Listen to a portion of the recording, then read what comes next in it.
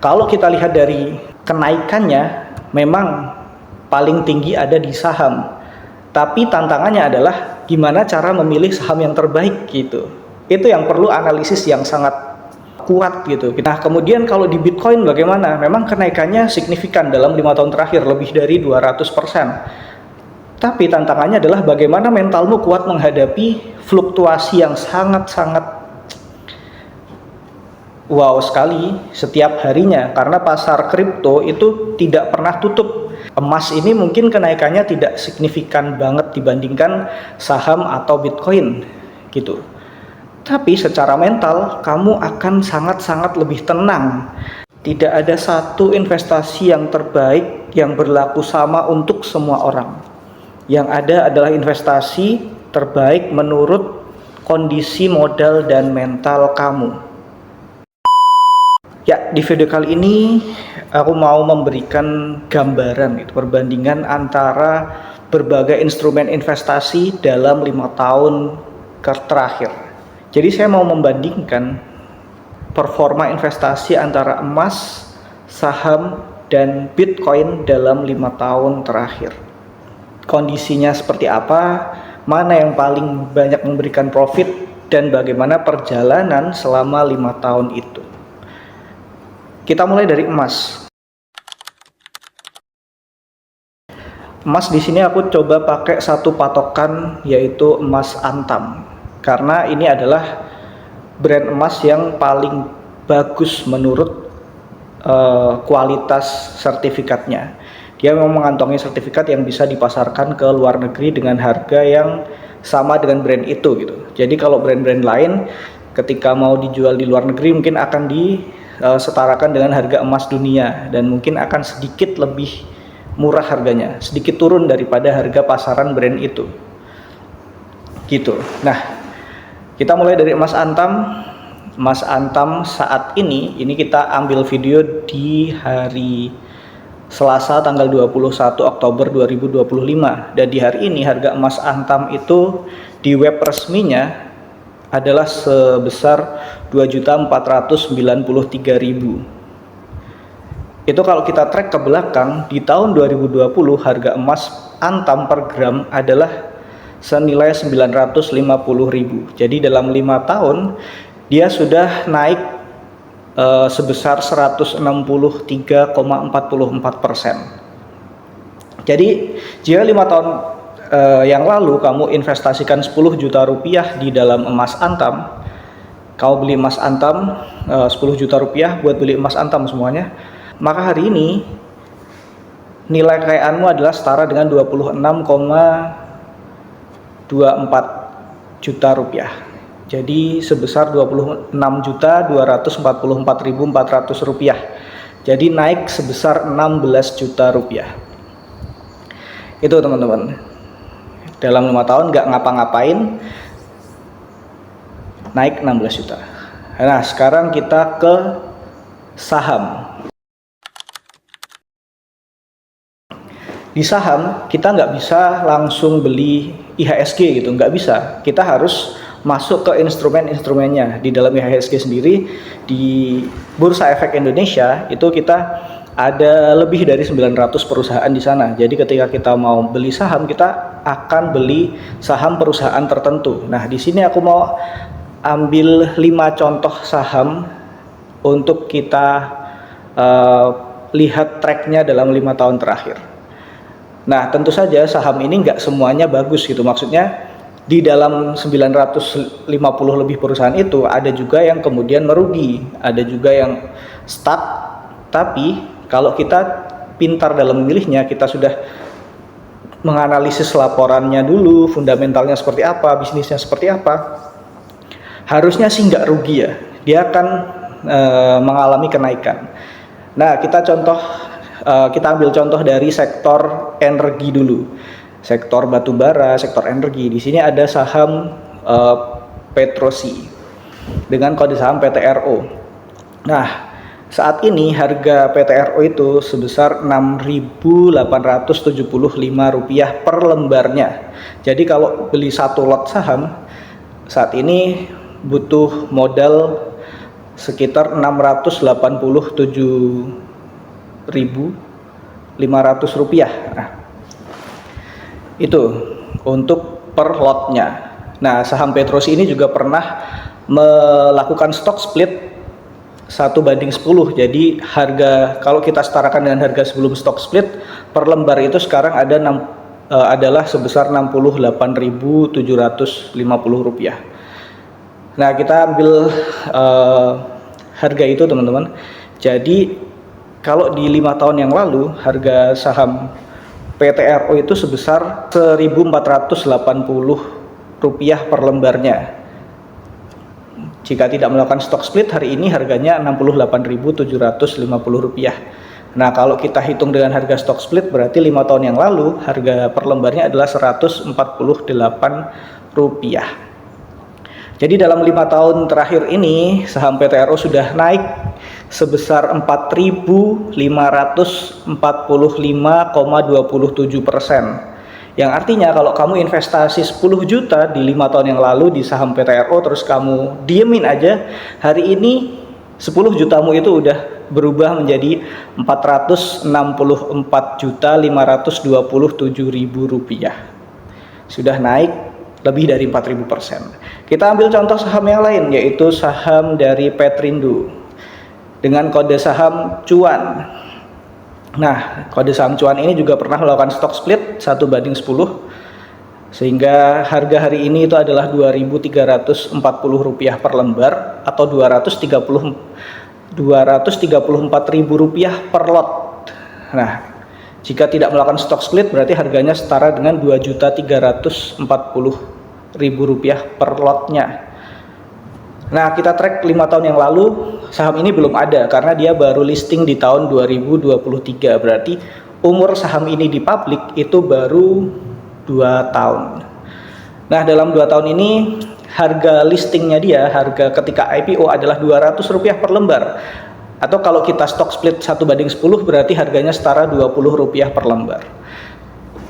Dan sampai hari ini dalam waktu 2 tahun ini, 2 tahun lebih lah, saham ini sudah naik sebesar 11.600%. Yang artinya kalau kamu investasi sebesar 10 juta rupiah di saham ini, hari ini 10 juta rupiahmu sudah menjadi 1.170.000.000. Sudah lebih dari 1 miliar kalau kamu diemin aja selama dari awal listing sampai sekarang. Oke, kita coba di sektor yang lain, sektor teknologi. Ada saham dengan kode DCII. DCII ini termasuk saham yang termahal di Bursa Efek Indonesia saat ini. Harga saat ini adalah Rp279.775 per lembar. Berarti kalau beli satu lot itu harganya kurang lebih Rp27.900.000 lebih. Nah, saham DCI ini juga baru listing di tahun 2021 dengan harga per lembarnya sebesar berapa ya? Rp5.000. Ya, kurang lebih sekitar Rp5.000 sampai Rp7.000 lah. Pastinya saya belum cek lagi. Tapi kurang lebih Rp7.000 di 2021. Dan selama 4 tahun dia sudah naik sebesar 3.896%. Ya, artinya kalau kamu tanam 10 juta rupiah di saham DCI ini, saham teknologi, hari ini 10 juta rupiahmu sudah bisa berkembang menjadi 399 juta lebih. Oke, mohon maaf ralat informasi untuk saham DCII. Ternyata harga listingnya di tahun 2021 itu hanya Rp420 per lembar atau setara Rp42.000 per lot. Dan saat ini sudah jadi lebih dari Rp270.000 per lembar. Artinya dia udah naik lebih dari 66.000%. Jadi kalau kamu tanam modal 10 juta di awal listingnya di tahun 2021, saat ini 10 jutamu sudah jadi lebih dari 6,6 miliar rupiah. Mohon maaf, salah informasi yang pertama tadi, saya ralat di sini. Oke, kita ke sektor yang lain, yaitu sektor sawit. Kita ambil contoh salah satu emiten sawit, yaitu ANJT. ANJT ini hari ini harga per lembarnya itu adalah Rp2.310, yang artinya satu lotnya sebesar 231.000. Nah, di tahun 2020 harga sahamnya adalah Rp865 per lembar, yang artinya dia sudah naik sebesar 167%. Jadi kalau kamu investasi 10 juta rupiah di ANJT ini di tahun 2020, dia sudah naik 167%, dan hari ini 10 juta rupiahmu sudah menjadi Rp26.705.000. Nah, sudah naik 167,05%. Nah, kita ke sektor yang lain, sektor perbankan. Kita ambil contoh saham BCA dengan kode BBCA. BBCA hari ini harga saham per lembar adalah Rp8.300. Dan 5 tahun yang lalu di tahun 2020 harga sahamnya itu adalah Rp6.480. Jadi selama 5 tahun saham ini sudah mengalami kenaikan sebesar 28,09%.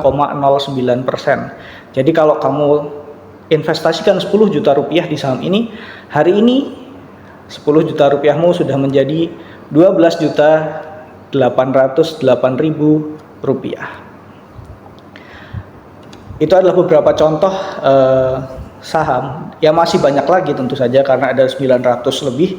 Tidak mungkin kita bahas satu-satu di dalam satu video ini karena itu akan sangat panjang. Teman-teman bisa cek sendiri di Bursa Efek, terus lihat tracknya selama 5 tahun seperti apa perjalanan sahamnya. Lalu bagaimana kalau kita investasi di aset digital yang viral, yang akhir-akhir ini banyak diperbincangkan juga, yaitu Bitcoin. Bitcoin memang hari ini belum lama ini baru mengalami penurunan gitu ya. Nggak hanya Bitcoin tapi kripto keseluruhan mengalami penurunan yang cukup signifikan, tapi sudah rebound lagi. Walaupun belum ke titik sebelum turun kemarin ya. Hari ini Bitcoin itu harganya sekitar $108.000. Nah, satu Bitcoin ya, satu koin Bitcoin itu harganya $108.000. 5 tahun yang lalu di tahun 2020 harga Bitcoin itu adalah $28.900.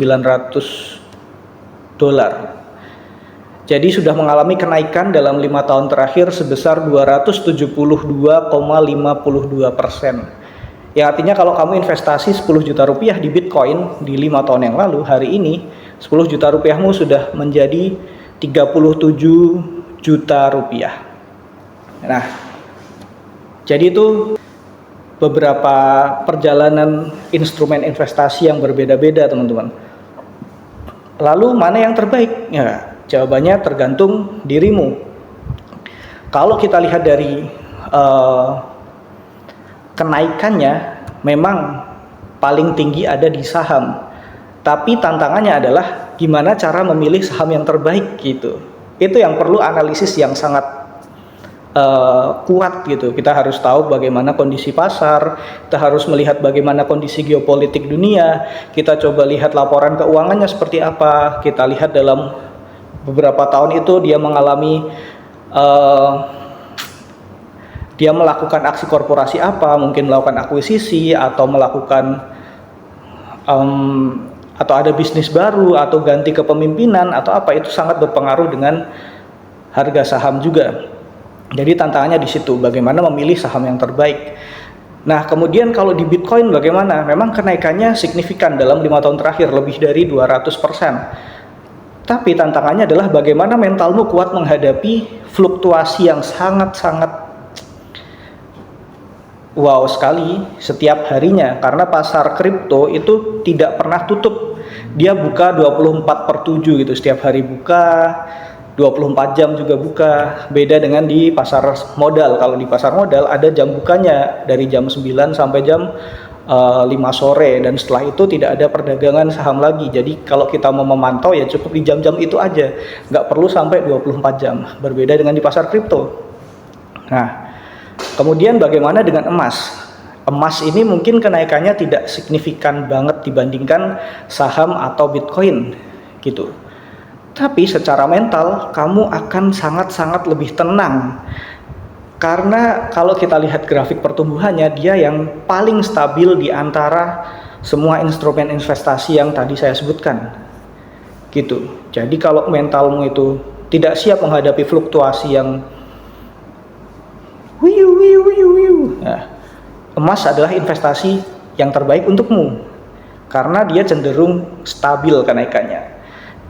Dan kalau disimpan jangka panjang dia pasti naik gitu. Jadi kalau mau aman secara mental, tenang, emas yang terbaik. Kalau kamu siap dengan melihat fluktuasi pasar, mungkin kamu melihat itu adalah sebagai tantangan bukan sebagai hambatan, ya mungkin Bitcoin bisa jadi pilihanmu. Dan kalau kamu mau menggali lebih dalam berbagai informasi yang ada di dunia, mulai dari laporan keuangan, bagaimana kondisi global, terus pergantian kepemimpinan dan lain-lain, ya saham bisa jadi yang paling tepat untukmu. Jadi kalau kita balik ke pertanyaan awal, apakah ada investasi yang terbaik untuk semua orang? Ya tidak ada. Yang terbaik adalah bagaimana kamu bisa membaca dirimu sendiri, kondisimu seperti apa, dan pilihlah instrumen investasi yang sesuai dengan profil resikomu, sesuai dengan kapasitas pengetahuanmu, dan sesuai dengan mana yang ingin kamu dalami. Itu teman-teman. Jadi kalau aku mau berbagi tips saat ini, yang terpenting adalah investasikan leher ke atas. Artinya perbanyak pengetahuanmu dulu. Dari berbagai instrumen investasi yang ada, kamu perdalam ilmunya, baru kamu masuk untuk menaruh asetmu di sana, biarkan dia bekerja. Tapi kamu harus tahu sistem kerjanya seperti apa, dan pahami resikomu seperti apa, pahami kemampuan mentalmu seperti apa. Itu dulu, kenali dirimu dulu, baru kenali pasar mana yang cocok dengan dirimu. Oke, terima kasih udah nonton video ini. Jangan lupa like, komen, dan subscribe. Dan yuk belajar lagi.